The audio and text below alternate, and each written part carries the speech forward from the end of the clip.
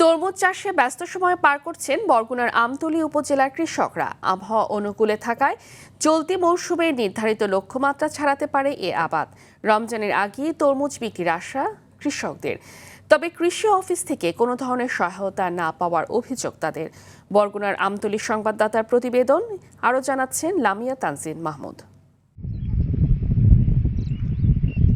বরগুনার আমতলী উপজেলা গ্রামাঞ্চলে চোখে পড়ছে সবুজ তরমুজ ক্ষেত। চলতি মৌসুমে তরমুজ চাষের লক্ষ্যমাত্রা ছিল ৪,২৪৯ হেক্টর জমি। কৃষকদের আগ্রহ ও অনুকূল আবহাওয়ার কারণে ইতোমধ্যেই আবাদ হয়েছে ২,৮৯০ হেক্টর জমিতে। চলমান আবাদে কর্মসংস্থান সৃষ্টি হয়েছে হাজার মানুষের।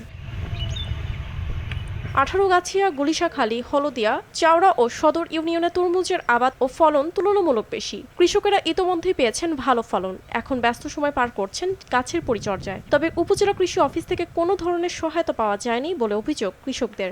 আশা করি আল্লাহর রহমতে আল্লাহ যদি ওই বিপদ আপদ না দেয় তাহলে আমার মনে হয় 10 থেকে 12 লক্ষ টাকার আমার আশা। আমি একজন দিনমজুরি, একর সাথে কাজকর্ম করি, আমার সংসার খুব নিরাপত্তায় চলে। আমতলী কৃষি অফিস থেকে কোনো সহযোগিতা পাচ্ছি না এবং তারা এসে আমাদের কোনো তদারকিও করছে না। তরমুজ নিয়ে আশা ব্যক্ত করার পর কৃষকের অভিযোগের প্রসঙ্গে উপজেলা কৃষি কর্মকর্তা আরটিভিকে জানান, ৪,২৪৯ হেক্টর হলো আমার লক্ষ্যমাত্রা, আর অলরেডি ২৮৯০ হেক্টর জমিতে তরমুজের আবাদ হয়েছে। আশা করি আমাদের লক্ষ্যমাত্রার চাইতে বেশি অর্জন হবে। যে অভিযোগটা দিয়েছেন আমরা সংশ্লিষ্ট, যদি আমার কাছে এরকম কোনো অভিযোগ আসে নাই, যদি অভিযোগ আসে আমরা তাৎক্ষণিক ব্যবস্থা নেব। কৃষকের হাসিতে বাঁচবে দেশের কৃষি অর্থনীতি, বাঁচবে অনেক মানুষের জীবিকা। এমন বাস্তবতায় কৃষকের অভিযোগকে হেলাফেলা নয়, বরং শক্ত হাতের সমাধান দেখতে চান সংশ্লিষ্টরা।